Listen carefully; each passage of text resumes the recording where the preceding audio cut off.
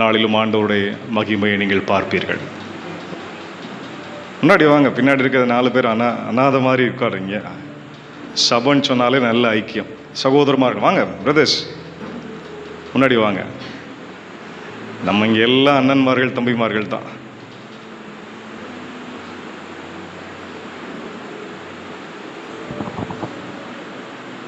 ஹல்லேலூயா.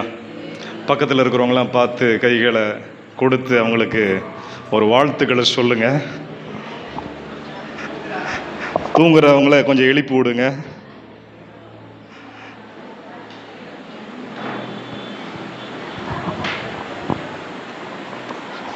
ஹல்லேலூயா.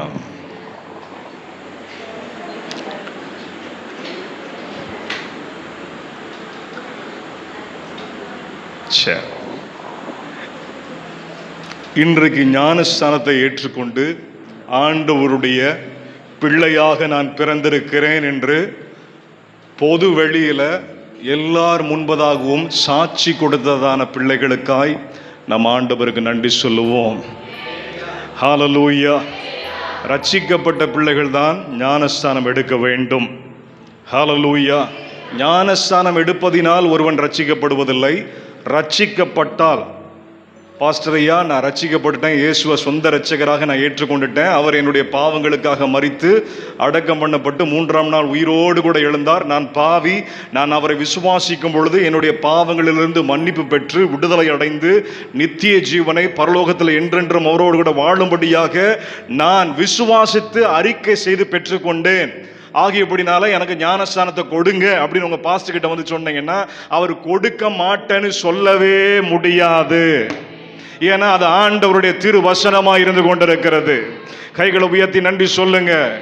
ஹல்லேலூயா, ஹல்லேலூயா. அதனால சீக்கிரமா ஞானஸ்தானம் எடு அப்படின்னு சொல்றதை விட சீக்கிரமா இயேசு கிறிஸ்துவை உங்களுடைய இருதயத்தில் ஏற்றுக்கொண்டு அவரை விசுவாசியுங்கள் என்று சொல்ல வேண்டும். ஒரு ஆமீன் சொல்லுங்களேன். ஹல்லேலூயா. இயேசுவை ஏற்றுக்கொண்டால் ஒரு மனிதன், இயேசுவை விசுவாசித்தால் ஒரு மனிதன், அவன் ஞானஸ்தானம் எடுக்க வேண்டும் என்கிறதான போதனையை நீங்கள் விசுவாசிகளாகி யாவரும் நீங்க என்ன பண்ணணும்? இயேசுவை நம்புகிற பிள்ளைகளுக்கு இப்போ என்ன பண்ணணும்? அறிமுகம் செய்ய வேண்டும். அல்லேலூயா சொல்லுங்களேன். ஹல்லேலூயா. அப்ப ஞானஸ்தானம் எதனுடைய அடையாளமா இருக்கிறது?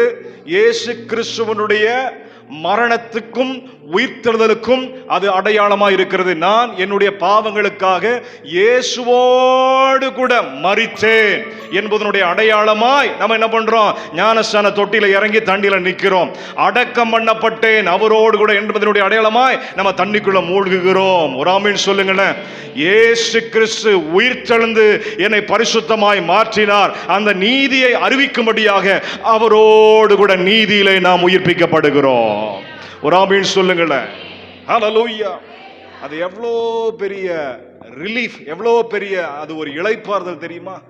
அப்பாடா, என்னுடைய பாவங்கள்லாம் மன்னிக்கப்பட்டுருச்சு, இனிமேல் யாரும் என்னை குற்றம் சாட்ட முடியாது, யாரும் நான் பரலோகம் செல்வதை தடுக்க முடியாது. இந்த சந்தோஷமான விஷயத்தை எல்லாருக்கும் சாட்சியாய் அறிவிக்கும் பொருட்டாக நாம் ஞானஸ்தானத்தை இங்கே வைக்கிறோம். ஹல்லேலூயா. ஒவ்வொரு ஞானஸ்தானம் எடுக்கும் பொழுதுதான் சபை வளருகிறது. கைகளை உயர்த்தி சொல்லுங்க. ஹல்லேலூயா. ஞானஸ்தானம் எடுக்க எடுக்க சபை வளர்ந்து கொண்டே இருக்கும். ஹல்லேலூயா சொல்லுங்களேன். ஹல்லேலூயா. சரி, ஆண்டவர் உங்களோடு கூட இருப்பாராக. ஞானஸ்தானம் எடுத்த பிள்ளைகளுக்காக நான் ஆண்டவருக்கு நன்றி சொல்றேன். உங்க வாழ்க்கையில நீங்க எடுத்ததான மிகப்பெரிய தீர்மானம் என்ன தெரியுங்களா? இயேசுவை சொந்த இரட்சகராய் ஏற்றுக்கொண்டது. ஹல்லேலூயா. அதை பப்ளிக்கா அறிவிக்கணும், எல்லாரும் முன்பதாக தெரிவிக்கணும் சொல்லிட்டு நீங்க தைரியப்பட்டீங்க பாத்தீங்களா? அந்த தைரியத்தை ஆண்டவரே உங்களுக்கு அருளி இருக்கிறார். எத்தனையோ பேர் ரட்சிக்கப்பட்டுட்டு இன்னும் ஞானஸ்தானம் எடுக்க முடியாம இருக்கிறாங்க, சர்ச்சுக்கு வர முடியாம இருக்கிறாங்க. காரணம், வீடுகளில் நிறைய பிரச்சனை. நான் இயேசுவை ஏற்றுக்கொண்டேன்னு சொல்லிட்டு என் கணவனுக்கு தெரிஞ்சா என்னை வீட்டில் சேர்க்க மாட்டாரு, அடிப்பாரு. எங்கள் அப்பா அம்மாவுக்கு தெரிஞ்சா அவங்க என்னை உள்ளுக்குள்ளே ஏற்றுக்க மாட்டாங்க.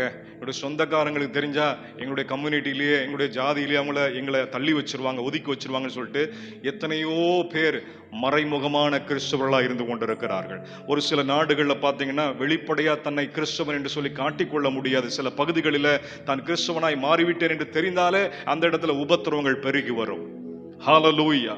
ஆனால் ஆண்டவர் நமக்கு சுதந்திரத்தை கொடுத்திருக்கிறார். இந்த ஊர்ல தைரியமா இயேசுவுடைய அன்பை வெளிக்காட்டுவதற்காக நல்ல ஒரு சுதந்திரமான இடத்தில் தான் நீங்கள் இருந்து கொண்டிருக்கிறீர்கள்.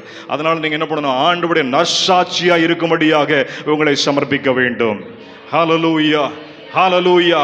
நான் கிறிஸ்துவினுடைய சுவிசேஷத்தை குறித்து வெக்கப்பட மாட்டேன். அது நம்புகிறவர்களுக்கு தேவனுடைய வல்லமையா இருந்து கொண்டிருக்கிறது. ஒரு ஆமீன் சொல்லுங்களேன்.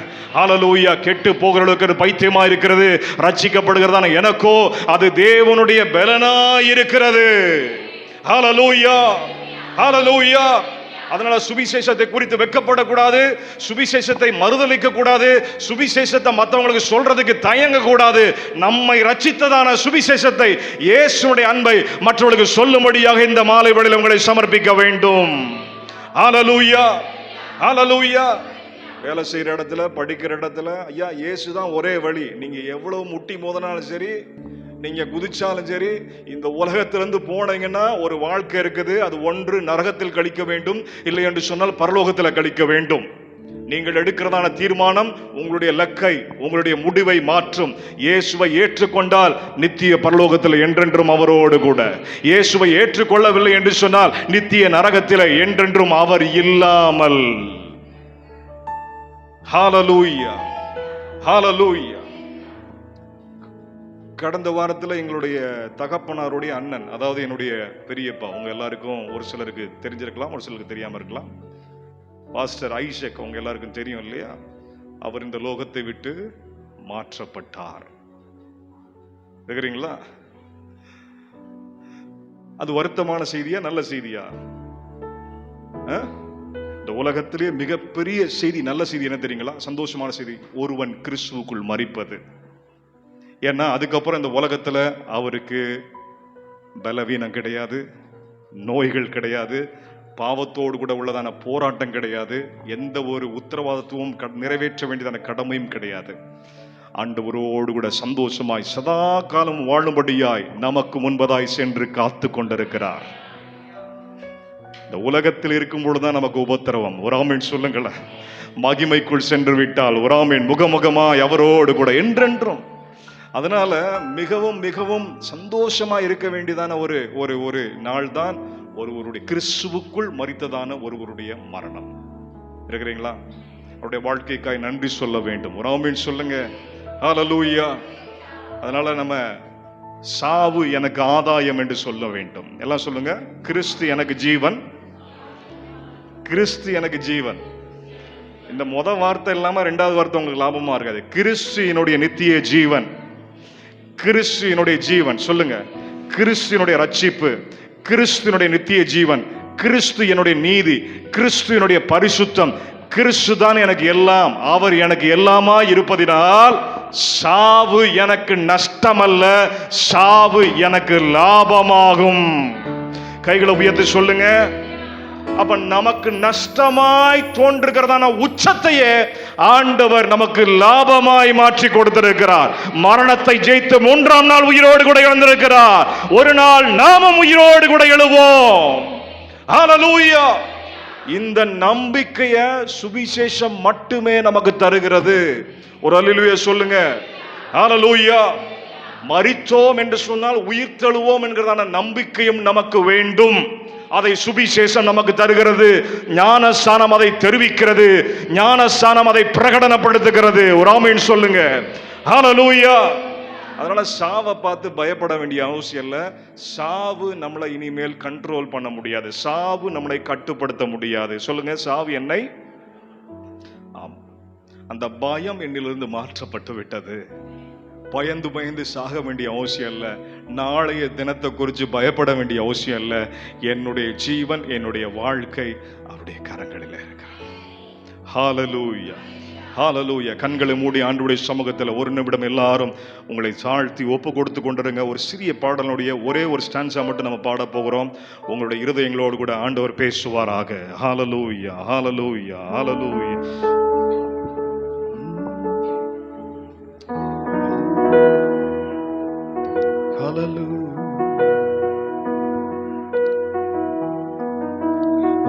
வசனம் எனக்கு உணவான், உம்மை துதிப்பே. உலகமெல்லாம் மறக்குதையா, உணர்வு எல்லாம்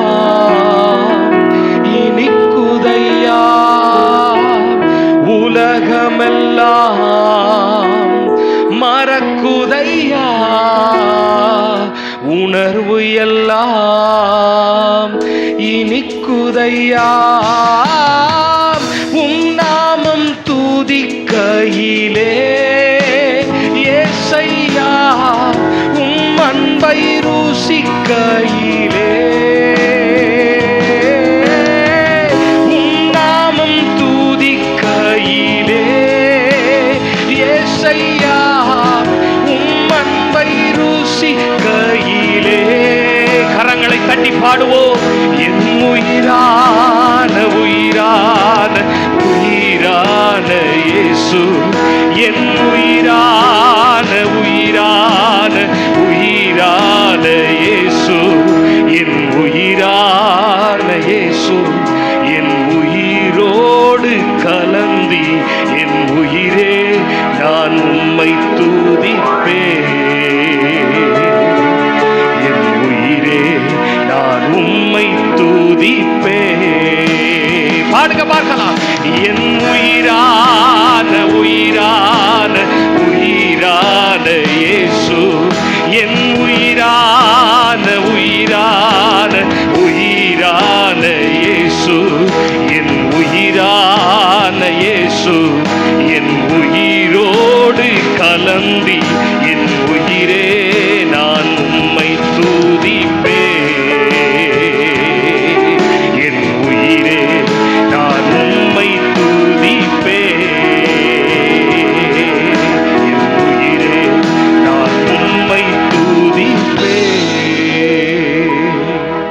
என் உயிரே நான் உம்மை துதிப்பேன். நல்லா ரெண்டு கையை தட்டி கர்த்தருக்கு நன்றி சொல்லு.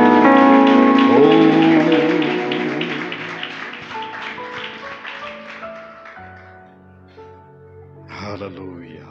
எத்தனை பேர் ஆண்டவருடைய பிரசன்னத்தை இந்த இடத்துல உணர்றீங்க? ஆண்டவருடைய பிரசன்னம் இருக்கிறது என்று சொல்லி விசுவாசிக்கிறீங்க? எங்கே 2-3 பேர் என்னுடைய நாமத்தினாலே கூடி வருகிறீர்களோ அங்கே நான் இருப்பேன் என்று சொன்னார். ஹல்லேலூயா. லூக்கா 15ஆம் அதிகாரம் 16ஆம் வசனம் 17ஆம் வசனத்தை நாம் வாசிப்போம். இன்னைக்கு நான் ஒரு 20 நிமிடம் தான் பேச போகிறேன் முதல் நாள் கூட்டத்தில். காரணம், நம் முன்பதாக தேவனுடைய திருப்பந்தி இருக்கிறது. அதற்குள் நாம் கடந்து செல்லும்படியாக அந்த நேரத்தை நான் ஒதுக்குகிறேன் அதற்காய். அதுக்கப்புறம் திருப்பந்தி முடிந்த உடனே நம்ம எல்லாரும் சேர்ந்து ஐக்கிய பந்தியில பங்கு பெற போகிறோம். ஆண்டவர் நமக்காய் கொடுத்ததான உணவிற்காய் நன்றி சொல்லி அதில் புசித்து சந்தோஷமாய் வீட்டுக்கு கடந்து செல்ல போகிறோம். அதுக்கு முன்பதாய் ஆண்டவருடைய திருவார்த்தையை கவனமாக எல்லாரும் கேட்கலாம். இதுவரைக்கும் நம்ம செலவழித்ததான நேரம் ஒரு 40% தான் நம்முடைய வாழ்க்கையில ஒரு வளர்ச்சியை கொடுக்க முடியும். ஆண்டவருடைய திருவசனமே நம்முடைய வாழ்க்கையில முழுமையான பலனை கொண்டு வர முடியும். லூக்கா 15ஆம் அதிகாரம் வசனங்கள் 16-17 வாசிப்போம்.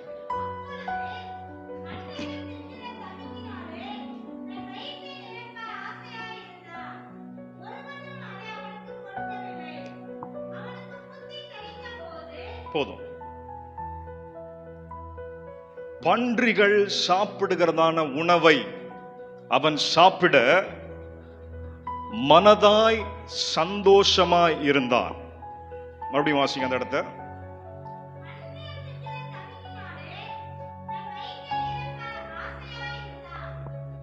He would gladly have filled his stomach அப்படின்னு எழுதப்பட்டிருக்கிறது. மிகவும் மிகவும் ஆசையாக சந்தோஷமா இருந்தான். பண்ணி சாப்பாட சாப்பிடும்படியாக ஒரு மனிதன் இங்கே ஆசையா இருந்தான் என்று நாம் வாசிக்கிறோம். ஹல்லேலூயா, ஹல்லேலூயா. ஒவ்வொரு தவறான உணவும், இங்க மருத்துவர் இருக்கிறாரு, நீங்க மருத்துவர்கிட்ட போறதுக்கு காரணமே என்ன தெரியுங்களா? நீங்க ஒழுங்கா சரியா சாப்பிடாம இருக்கிறதுனால தான். சரியா சாப்பிட்டீங்கன்னா அவருக்கு வேலை கிடையாது. ஹல்லேலூயா. அவருக்கு நீங்க காசும் கொடுக்க வேண்டிய அவசியமும் கிடையாது. உங்கள் உடலினுடைய நலன் உங்கள் உணவில் தான் இருந்து கொண்டிருக்கிறது. ஒரு ஆமீன் சொல்லுங்களேன். ஹல்லேலூயா. ஆனா கவலைப்படாதீங்க, எல்லாரும் தப்பா தான் சாப்பிடுவாங்க. உங்களுக்கு கூட்டம் வந்துகிட்டே தான் இருக்கும். இருக்கிறீங்களா? நான் சொல்றது உங்களுக்கு புரியுதா? உங்களுக்கு ஒவ்வொரு தவறான உணவும் உங்களுடைய நித்தியத்தை அழிக்கிறது. It attacks your identity. உங்களுடைய அடையாளத்தை முதலாவது அது குறிவைத்து தாக்குகிறது. நீங்க சாப்பிடுற சாப்பாடு, நீங்கள் எங்கே இருக்கிறீர்கள், என்ன செய்து கொண்டிருக்கிறீர்கள், எப்படி இருக்கிறீர்கள், நீங்கள் யார் என்பதை காட்டும். ஹல்லேலூயா, ஹல்லேலூயா. உங்களை பாவம் செய்ய அவன் அனுமதிக்கிறது மட்டுமல்ல, பிசாசானவன் உங்களை யாரு, நீங்க யாருடைய பிள்ளை, எந்த இடத்துல இருக்கணும், என்ன வேலை செய்யணும் அப்படிங்கிறத மறக்கடிக்க செய்யும்படியாக இவ்வுலகத்தினுடைய இன்பங்கள் நிறைந்ததான காரியங்களை உங்களுடைய கரங்களிலே கொடுத்து சாப்பிட வைப்பான். நான் ஆவிக்குரிய உணவை பற்றி தான் பேசிக் கொண்டிருக்கிறேன். எதெல்லாம் உங்களுக்குள்ள கொண்டு போறீங்களோ அதெல்லாம் உங்களை கட்டுப்படுத்தும். தண்ணி அடிச்சீங்கன்னா சரக்கு உங்களை கட்டுப்படுத்தும்.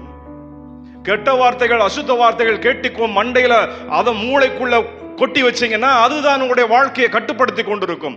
சண்டைகளும் குரோதங்களும் கசப்புகளையும் உங்களுடைய உள்ளத்துக்குள்ள நீங்க எடுத்துக்கிட்டே இருந்தீங்கன்னா அது உங்களை கசப்பாக மாற்றிவிடும். நீங்கள் எதை சாப்பிடுகிறீர்களோ அதுவாகவே நீங்கள் மாறிவிடுகிறீர்கள்.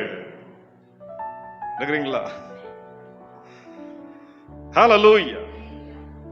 இது தொடர்ந்து ஆதியாகமத்திலிருந்து லூக்கா 15ஆம் அதிகாரம் வரைக்கும், ஏன் இன்னைக்கு வரைக்கும் இதே நிலைமை தான். ஆதாம் சாப்பிட்டதான சாப்பாடு என்ன பண்ணுச்சு? அவனை நித்தியத்தை இழக்க செய்து விட்டது. தேவனுடைய மகிமையை இழந்து போனான். ஆளுகை செய்ய வேண்டியவன் அடிமையாய் மாறி போய்விட்டான். தேவனுடைய பிள்ளையாய் இருந்தவன் பாவத்தினுடைய அடிமையாய், வேதம் இயேசுவே சொல்கிறார் ஒரு இடத்துல, நீங்கள் பிசாசுடைய பிள்ளைகளாய் இருக்கிறீர்கள் என்று சொல்லிக்கொண்டு. ஹல்லேலூயா, ஹல்லேலூயா. எதை சாப்பிட்டு இருக்கணுமோ அதை சாப்பிட்டு இருக்கணும். எதை சாப்பிடணுமோ அதை சாப்பிடாம ஆண்டவர் சாப்பிடாத அப்படின்னு சொன்னதை சாப்பிட்டது தான் அவனுக்கு பாவமாய் மாறிவிட்டது. ஒரு ஆமீன் சொல்லுங்களேன். ஆண்டவர் என்ன சொல்றாரோ அதை நம்ம கேட்கணும், அதை நம்ம செய்யணும். அதுல தவறும் பொழுது அது நம்முடைய பாவமாய் மாறுகிறது. அது நம்முடைய அடையாளத்தை மாற்றுகிறது. அது நம்மளை மேல இருந்து கீழே தள்ளி விட்டுறது. ஹல்லேலூயா. ஏசா என்ன பண்ணினார்? ஏசா யாக்கோபு 2 பேர் இருந்தாங்க.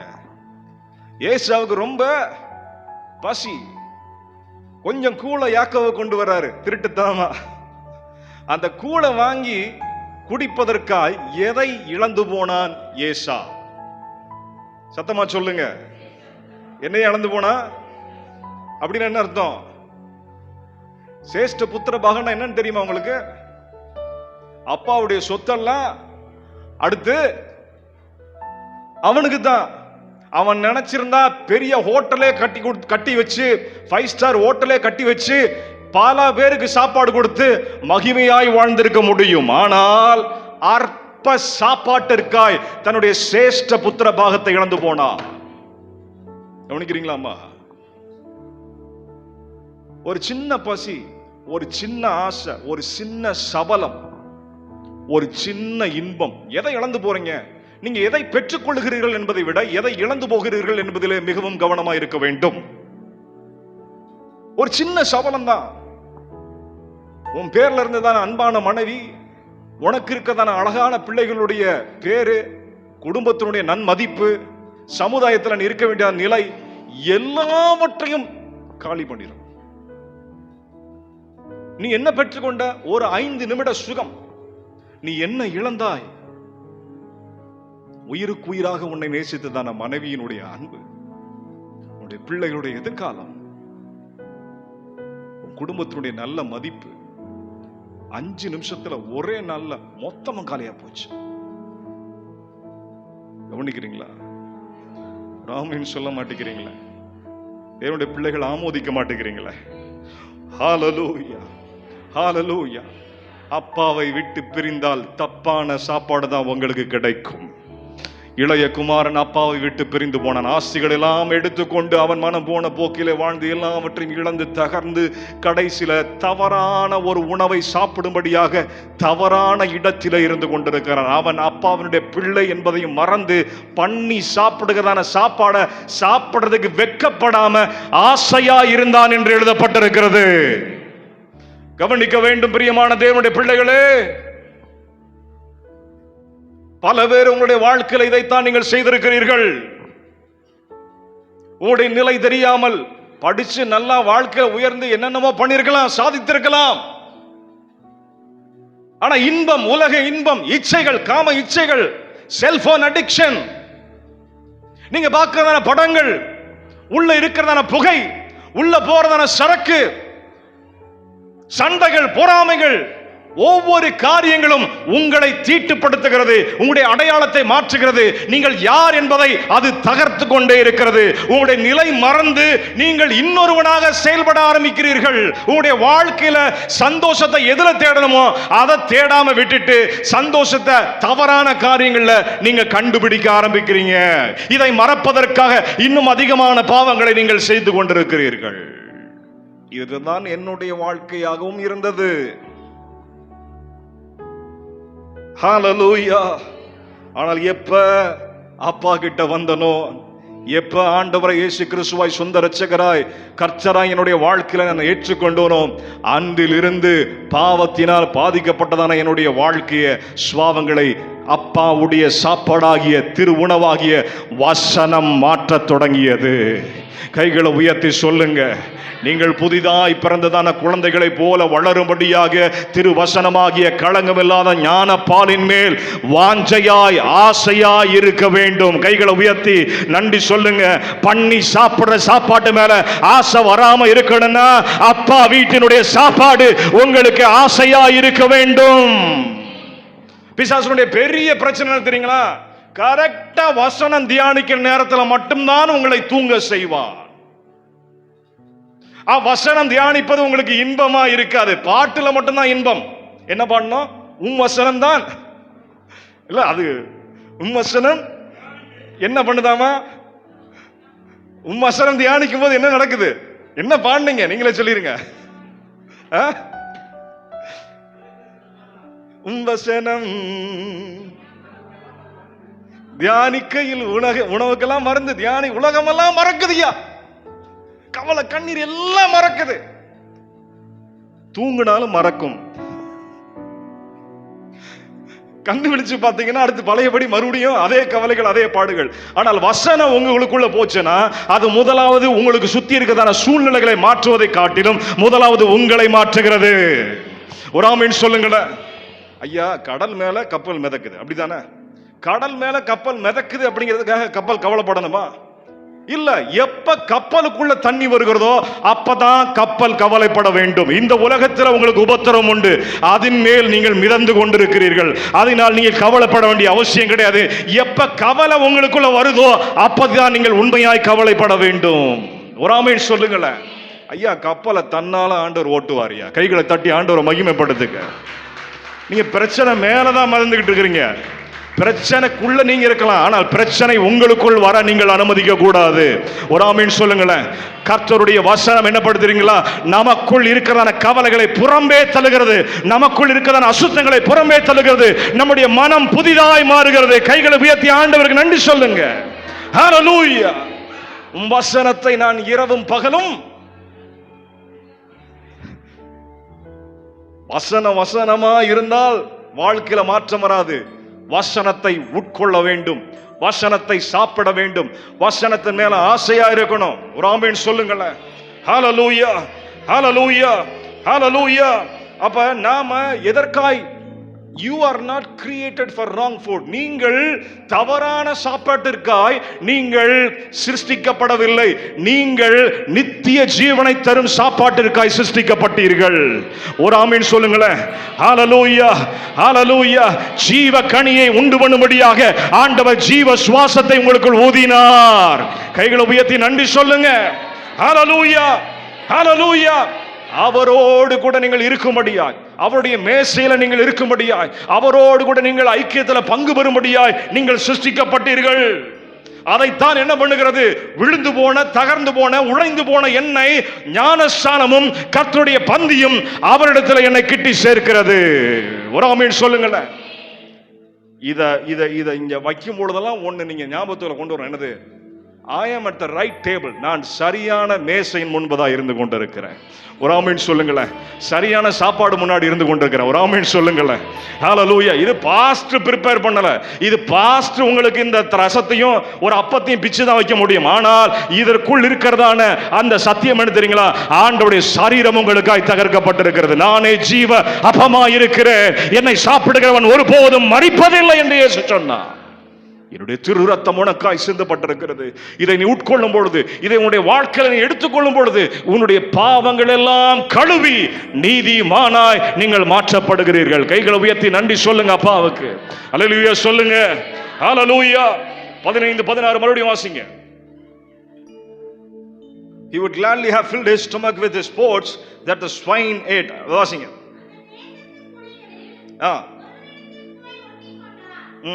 அந்த வசனத்தை மறுபடியும் verse 16 வாசிங்க. பன்றிகள் திங்குகிற தவிட்டுல, பன்னி திங்கிற தவிட்டு, ஏற்கனவே உங்களுக்கு சொல்லியிருக்கேன் நினைக்கிறேன். பன்னி திங்கிற தவிட்டுல ஒண்ணுமே கிடையாது. யாராவது பிரெட் பண்ண தின்னுட்டு இருந்தீங்கன்னா இன்னையோட நிறுத்திடுங்க. காரணம் அதுக்குள்ள ஒண்ணுமே கிடையாது. அதுக்குள்ள என்ன இருக்குது? மைதா மட்டும்தான் இருக்குது. யாராவது பரோட்டா தின்னுட்டு இருந்தீங்கன்னா இன்னைக்கே நிறுத்திடு. யாரெல்லாம் பிஸ்கட் தின்னுட்டு இருக்கிறீங்களோ இன்னைக்கே தூக்கி போட்டு இருக்கிறீங்களா? அதுக்குள்ள என்ன இருக்குது? அதுக்குள்ள என்ன நியூட்ரிஷன் வேல்யூ இருக்குது? அதுக்குள்ள என்ன சத்து இருக்குதுன்னு கேட்டீங்கன்னா அதுக்குள்ள மைதா மட்டும்தான் இருக்குது. என்ன இருக்குது? சத்தமா சொல்லுங்க.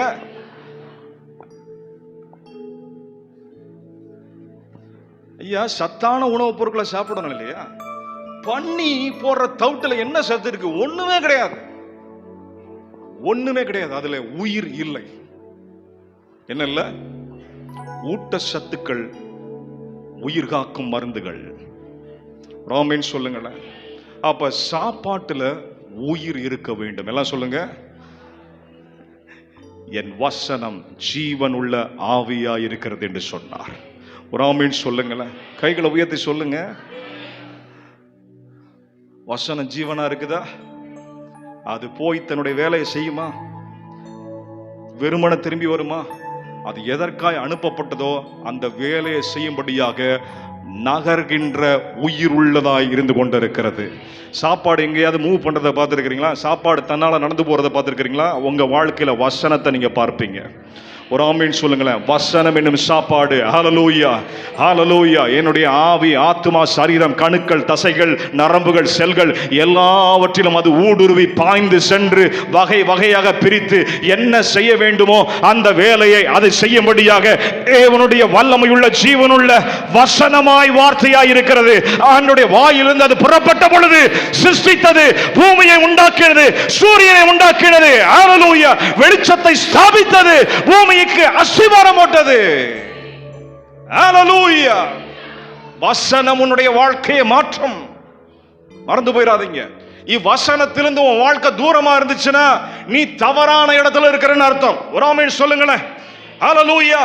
அப்ப வசனத்தை விட்டு தூரமா இருக்கிறது, அப்பாவினுடைய சாப்பாடை விட்டு தூரமா இருக்கிறது, அப்பாவை விட்டு தூரமா இருக்கிறது என்ன பண்ணுதுன்னா நம்முடைய வாழ்வினுடைய நோக்கத்தை விட்டு நம்மளை அகற்றுகிறது. எல்லாம் கவனமா கவனிச்சு வச்சுங்க. என்ன வந்தது? முதல்ல நம்ம லைஃப்ல நம்ம என்ன செய்யணும், என்ன பண்ணணும், எங்க இருக்கணும், யாரை கல்யாணம் பண்ணணும், எங்க வேலை பார்க்கணும், எப்படி இருக்கணும், இந்த நோக்கத்தை எல்லாம் தவறான சாப்பாடு மாத்திரும். ஹalleluya. ராமன் சொல்லுங்க. ரட்சிக்கப்பட்ட பிள்ளைகள் ரட்சிக்கப்பட்ட பிள்ளைகளைத்தான் திருமணம் செய்ய வேண்டும் என்று சொல்லி வேதம் சொல்லுகிறது. இவ்வசனத்தை உட்கொள்ளாமல் இருந்தால், புரியாமல் இருந்தால் என்ன பண்ணுவீங்க? ரட்சிக்கப்பட்டவன் ரட்சிக்கப்படாமல் இருக்கிறதான ஒருவரோடு கூட கரம் கோர்ப்பீர்கள். ரட்சிக்கப்படாதவனோடு கூட கரம் கோர்க்கும் பொழுது இங்கு செல்ல வேண்டியதான நீ இங்கு சென்று கொண்டிருப்பாய். நித்தியம் செல்ல வேண்டியதான நீ இந்த சைடு திரும்பி போயிட்டு. ஒரு உதாரணத்துக்காக சொன்னேன். ஹalleluya. உங்களுடைய நோக்கம் பாதிக்கப்படும். உங்களுடைய வாழ்க்கையினுடைய பர்பஸ் இருந்து 17ஆம் வசனத்தை வாசிங்க மறுபடியும். verse 17. எல்லாம் சொல்லுங்க. அவனுக்கு தான் யார் என்பதை உணர்ந்த பொழுது, but when he came to himself, அவன் தன்னிடத்தில் தன்னை பற்றி யோசித்த பொழுது, அவன் யாரு, அவன் அப்பா யாரு, அவன் எங்க இருக்க வேண்டியவன் என்கிறதான புத்தி வந்த பொழுது, வாசிங்க. ஒரு ஆமென் சொல்லுங்களேன். தகப்பனுடைய முதல் முறையா அவனுடைய வாயிலிருந்து வருகிறது மறுபடியும் ஒரு வார்த்தை, தகப்பனுடைய. எல்லாம் சத்தமா சொல்லுங்க, தகப்பன். எல்லாம் சொல்லுங்க, அப்பா சொல்லுங்க, தகப்பன் சொல்லுங்க. நமக்கெல்லாம் ஒரே அப்பா தான் இருக்கிறார், அவர் பரலோக தகப்பனா இருந்து கொண்டிருக்கிறார். ஒரு ஆமீன் சொல்லுங்களேன். நாம் எல்லாம் ஒரே தகப்பனுடைய பிள்ளைகளா இருந்து கொண்டிருக்கிறோம். ஒரு ஆமீன் சொல்லுங்களேன். தகப்பன் சொல்லுங்க, எல்லாம் சொல்லுங்க, சத்தமா சொல்லுங்க. பரலோக பிதா சத்தமா சொல்லுங்க. என் அப்பா சத்தமா சொல்லுங்க. ஹல்லேலூயா, ஹல்லேலூயா. சுய நினைவு வந்த பொழுது, புத்தி தெளிந்த பொழுது, பாவத்தில் இருந்து கொண்டிருந்தாலும் அவன் யார் என்று உணர்ந்த பொழுது தகப்பனுடைய எண்ணம் அவனுடைய வாழ்க்கையை மாற்றத் தொடங்கியது. கைகளை உயர்த்தி நன்றின்னு சொல்லுங்க. ஹல்லேலூயா, ஹல்லேலூயா. பண்ணி தவிட்ட சாப்பிடுவதற்கு முன்பதாய், அது தன்னுடைய வாழ்க்கைக்குள்ள போய் கிரியை செய்து கொண்டிருப்பதற்கு முன்பதாய் தகப்பனுடைய எண்ணம் அவருடைய வாழ்க்கையை நிரப்பத் தொடங்கியது. ஒரு ஆமீன் சொல்லுங்க. ஹல்லேலூயா. சார், என்னுடைய வாழ்க்கை, என்னுடைய my purpose is greater than my hunger. என்னுடைய பசியை பார்க்கிலும் என்னுடைய அடையாளமும் என்னுடைய வாழ்வினுடைய நோக்கமும் என் அப்பாவும் தான் எனக்கு முக்கியம். என் பசியை பார்க்கிலும் என்னுடைய அப்பாவினுடைய நோக்கம் தான் எனக்கு முக்கியம். என் பசியை பார்க்கிலும், என் சபலத்தை பார்க்கிலும், என் இச்சையை பார்க்கிலும், இந்த உலகத்தினுடைய ஆசாபாசங்களை பார்க்கிலும் எனக்காய் கல்வாரி சிலுவையிலே தன்னையே ஒப்பு கொடுத்து, தன்னையே பீத்து, எனக்காய் அவருடைய மொத்த ரத்தத்தையும் சிந்தி என்னுடைய சார்பிலே மரித்ததான இயேசு கிறிஸ்து தான் எனக்கு முக்கியம். இந்த தெளிவு உங்களுக்கு உண்டாவதாக இந்த ராத்திரி வேளையில, இந்த எண்ணம் உங்களுக்கு உண்டாவதாக இந்த ராத்திரி வேளையில. இந்த எண்ணம் தான் உங்களை மாற்ற போகிறது. கைகளை தட்டி அப்பாவுக்கு நன்றி சொல்லுங்க. இந்த எண்ணத்தை கொடுக்கிற ஆண்டவருக்காய் ஸ்தோத்திரம். Wake up.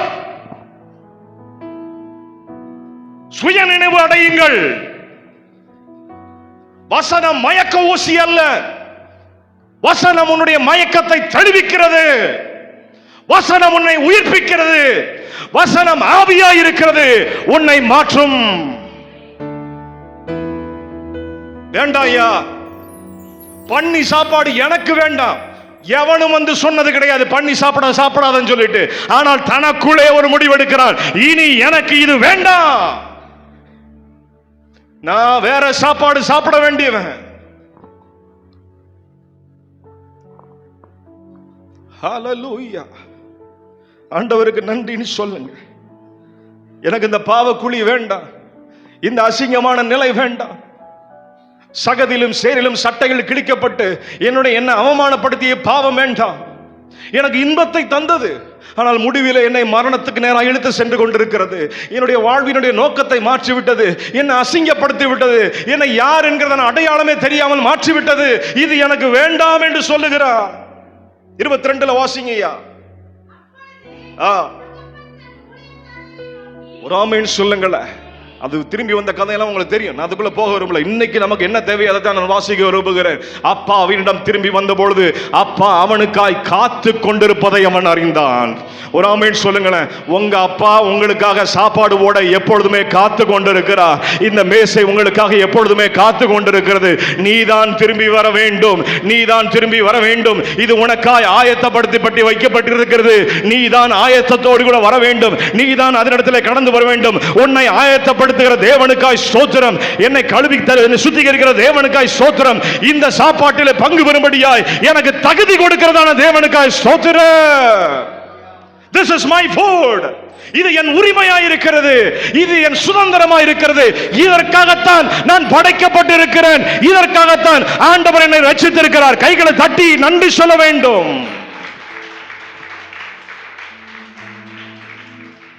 Father never questioned his past. தகப்பன் அவனுடைய கடந்த காலத்தை ஒருபோதும் கேள்வி கேட்டதில்லை. அவனுக்காக புதிய காலத்தை, எதிர்காலத்தை ஆயத்தப்படுத்தினார்.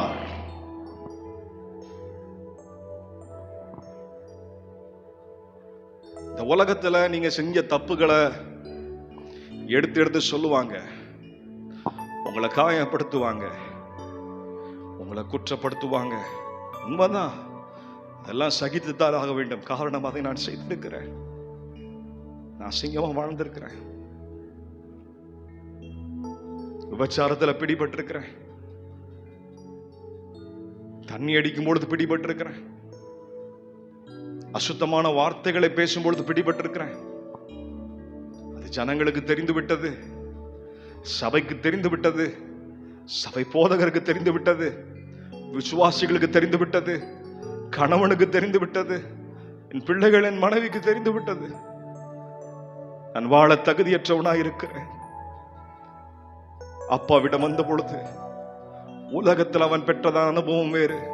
உலகத்தில் அவனுடைய கடந்த கால வாழ்க்கைய காலில் போட்டு மிதிச்சு நசுக்கி அவனை பயன்படுத்தி தூக்கி எறிஞ்சு அவன் நம்பி போனதான எந்த ஒரு காரியம் அவனுக்கு கை கொடுக்காமல் இருந்த பொழுது அப்பா அவனை சேர்த்து அணைத்தார்.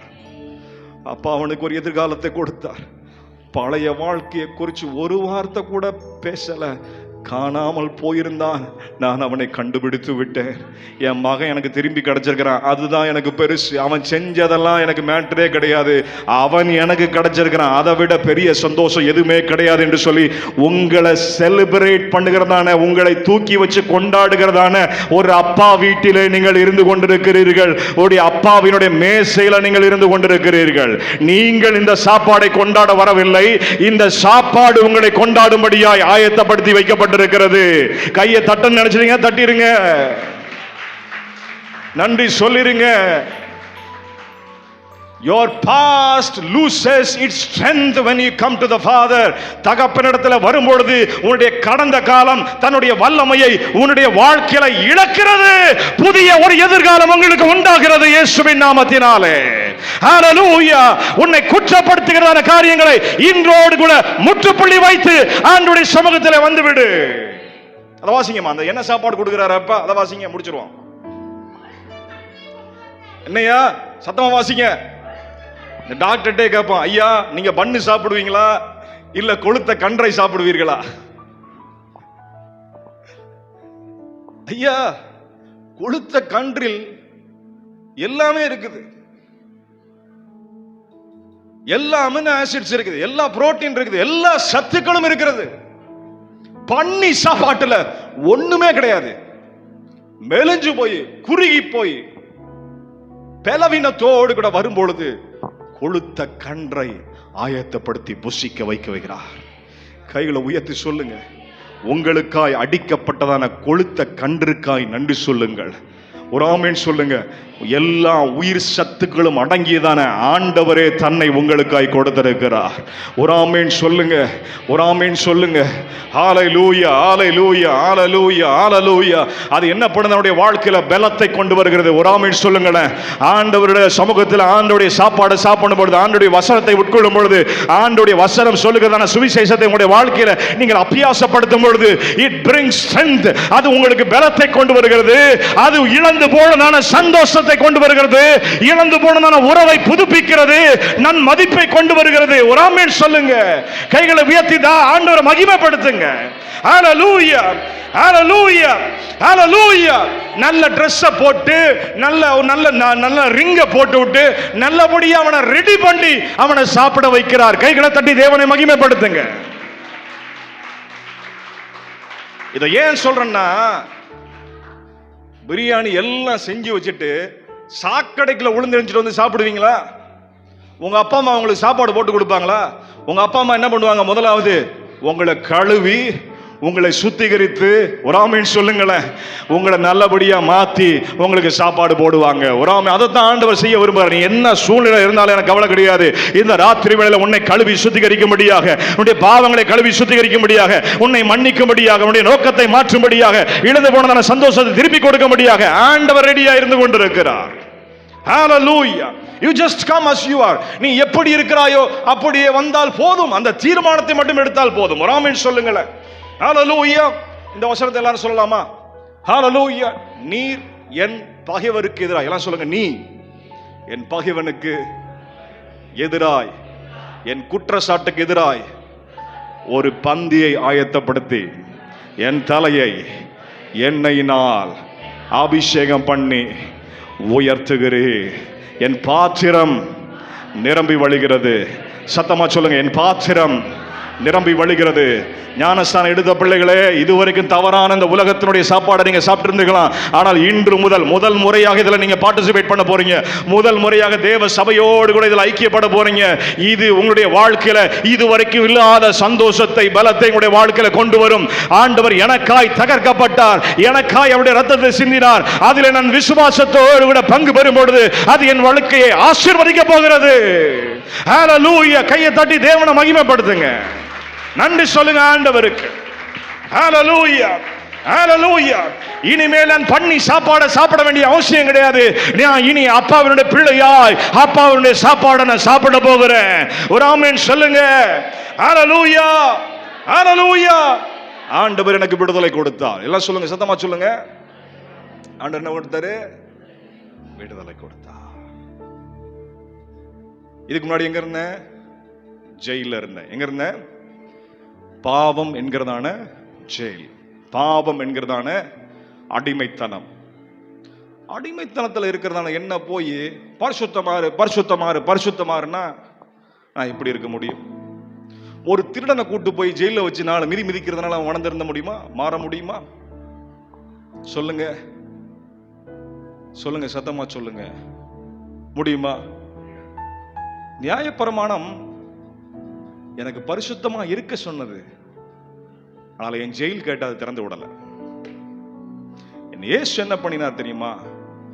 என்னை முதலாவது பரிசுத்தமாய் வாழ சொல்வதற்கு முன்பதாய் பாவ சங்கிலிகளை தகர்த்தெறிந்து மகனாய் மாற்றினார். மகனாய் மாறினதான என்னை அப்பாவை போல வாழும்படியாக அவர் சாப்பாடை அவரையே எனக்கு கொடுத்து, இப்பொழுது நீ பரிசுத்தவான் என்று அறிவித்த பின்பதாய் பரிசுத்தமாய் வாழு என்று சொன்னார். ரெண்டுக்கும் வித்தியாசம் இருக்குது. கைகளை உயர்த்தி சொல்லுங்க. ஹல்லேலூயா, ஹல்லேலூயா, ஹல்லேலூயா. பண்ணி சாப்பாடை சாப்பிட்டுக்கிட்டு பரிசுத்தமா இருக்க முடியாது என்பதை இந்த ராத்திரி வேளையில மண்டையில நல்லா எழுதி கொள்ளுங்கள். சரியான சாப்பாடு தான் சரியான பலத்தை கொடுக்கும். சரியான பலன் தான் உங்களை ஆரோக்கியமாக பரிசுத்தமாக வாழ செய்யும். கைகளை உயர்த்தி தேவனை மகிமைப்படுத்த வேண்டும். வசனத்துக்கு முன்பதாய் கடந்து வர வேண்டும். ஹல்லேலூயா. ஆண்டவருடைய சமூகத்தில் பிரசன்னத்தில் இருக்க வேண்டும். ஒரு ஆமென் சொல்லுங்களேன். கர்த்தருடைய பந்தியில தேவ சபையோடு கூட ஐக்கியப்பட்டு இருக்கும் பொழுது சபை தன்னால் வளரும். கைகளை உயர்த்தி தேவனை மகிமைப்படுத்த வேண்டும். அந்த வசனங்களை மட்டும் வாசித்து முடிக்கலாம். ஹல்லேலூயா. அப்போஸ்தலர் நடவடிக்கைகள் 2ஆம் அதிகாரத்தை எடுத்துக்கொள்வோம். 46 நினைக்கிறேன், அங்க இருந்து வாசிங்க. 42ல இருந்தே வாசிக்கலாம். வாசிப்போம். அப்போஸ்தலர் நடவடிக்கைகள் 2ஆம் அதிகாரம். எல்லாம் சத்தமா சொல்லுங்க. ஞானஸ்நானம் பெற்று சபையிலே சேர்ந்ததான பிள்ளைகள் எதுல நிலைத்திருக்க வேண்டும்? அப்போஸ்தல உபதேசங்கள் மட்டுமல்ல, மொத்த பைபிளையும் ஆண்டவர் இன்று நமக்கு நம்முடைய கரங்களிலே கொடுத்திருக்கிறார். ஒரு ஆமென் சொல்லுங்களேன். தேவனுடைய வார்த்தையில நிலைத்திருக்க வேண்டும். அடுத்து வாசிங்க. என்னது? என்னது? ஐக்கியத்திலும் 42 வாசிங்க முடியும். 1. அடுத்து நல்ல ஐக்கியத்திலும் அப்பம் புசித்தலிலும் ஜெபம் பண்ணிதலிலும் உறுதியாய் தரித்திருந்தார்கள். அடுத்து வாசிங்க. எல்லோருக்கும் தேவனை குறித்ததான மரியாதை உண்டானது. அடுத்து வாசிங்க. அப்போஸ்தலர்களாலே அநேக அற்புதங்களும் அதிசயங்களும் செய்யப்பட்டது. அடுத்து வாசிங்க. விசுவாசிகள் எல்லோரும் எல்லாம் சொல்லுங்க ஒன்றாயிருந்து. எல்லாம் சொல்லுங்க, கைகளை உயர்த்தி சொல்லுங்க. ஒன்றாயிருந்து சத்தமா சொல்லுங்க. ஒன்றாயிருந்து சத்தமா சொல்லுங்க. இதிலே நாம் ஒன்று சேர்ந்து ஐக்கியப்படும் பொழுது ஒன்றாயிருக்கிறோம். ஒரு ஆமென் சொல்லுங்க. சபைக்குள் இருக்கிற பிரிவினைகள் இன்றோடு கூட மாறுவதாக. ஒரு ஆமென் சொல்லுங்களேன். அப்பா பிள்ளைக்கு நடுவில் இருந்ததான பிரிவினை இன்றோடு கூட மாறுவதாக. சகோதர சகோதரிகளுக்குள் இருக்கிற பிரிவினைகள் இன்றோடு கூட மாறுவதாக இயேசுவின் நாமத்தினாலே. 46 வாசிங்க. எல்லாரும் ஒன்று சேர்ந்து சபையிலே அனுதினமும் கடந்து வந்து சபையில் அப்பம் புசித்தல் மட்டுமல்ல, வீடுகள் தோறும் ஜெப கூட்டங்களை நடத்தி அப்பம் புசித்து சத்தமா சொல்லுங்க. என்னது? எல்லாம் சொல்லுங்க. மகிழ்ச்சியோடு எல்லாம் சொல்லுங்க.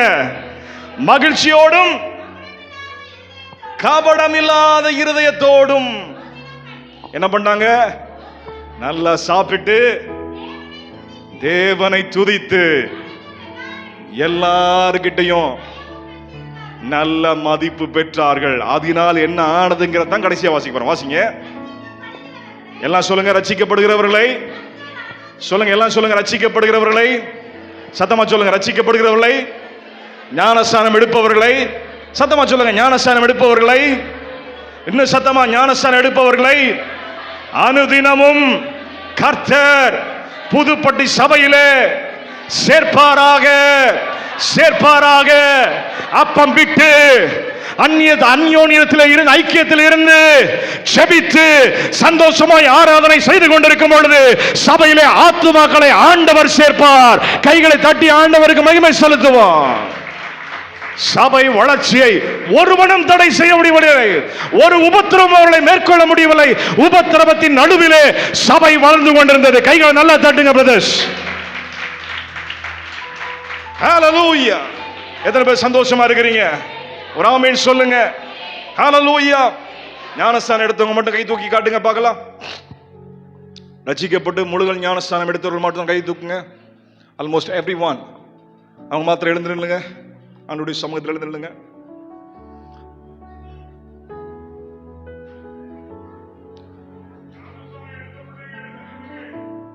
முழுகல் ஞானஸ்நானம், அதாவது விசுவாச ஞானஸ்நானம் எடுத்தவர்கள் வேற சபையில் எடுத்திருந்தா கூட முழுகல் தண்ணிக்குள்ள முங்கி வச்சிருங்க. அப்படி மட்டும் மட்டும். மற்றவங்க எல்லாம் கொஞ்ச நேரம் அமைதியா இருக்கவும், மௌனமா இருக்க வேண்டும். எல்லாரும் உங்களுடைய கண்களை மூடி, கடந்த காலங்களில் ஆண்டவர் உங்களுடைய வாழ்க்கையில எத்தனையோ நன்மைகள் செய்திருப்பாரு. அதுல முக்கியமானது உங்களுடைய ஆத்துமாவை பாவத்திலிருந்து மரணத்திலிருந்து ரட்சித்திருக்கிறார். அதற்காய் முதலாவது நன்றி சொல்லுங்கள். ஒரு நிமிடம் உங்களுக்கு நேரம் கொடுக்கிறேன். உங்களை நீங்களே அந்த கெட்ட குமாரனுக்கு புத்தி வந்தது, சுய நினைவு வந்து தன்னைத்தான் சோதித்தறிந்தான். அதுபோல தூரமா இருந்தீங்கன்னா ஆண்டவர் விட்டு, அப்படியே வார்த்தையை விட்டு தூரமா இருந்தீங்கன்னா ஆண்டவர் உங்களை விட்டு தூரமா இல்லை, ஆண்டவர் உங்களோடு தான் இருக்கிறார். நீங்க ஆண்டவர் விட்டு தூரமா இருந்தீங்கன்னா, பாவத்துல தொடர்ந்து கொண்டிருந்தால், விழுவது பிரச்சனை இல்லை, எழுந்து மன்னிப்பு கேட்டலாம். நான் தொடர்ந்து கொண்டிருந்தால், பாவத்தையே உட்கொண்டு கொண்டிருந்தால்,